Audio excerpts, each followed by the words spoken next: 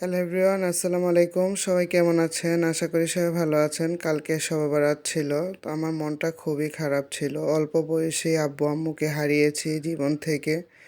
তাদের জন্য কালকে এতটাই মন খারাপ ছিল। আবার অফিসে মিটিংও ছিল। মিটিং শেষ করে আস্তে আস্তে 2:30 বেজে গিয়েছিল। তো শরীরে আর এনার্জি দেই নাই যে কিছু রেডি করব।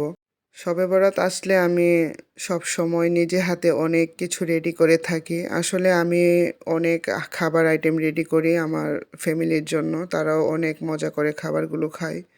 কিন্তু কালকে এতটাই মন খারাপ ছিল যে আসলে একদমই ভালো লাগতেছিল না যে কিছু একটা করি। তো আমার বান্ধবী, আমি নামাজ পড়তেছিলাম, রাত 10টা বাজে ভাইয়াকে দিয়ে এগুলো পাঠিয়েছে।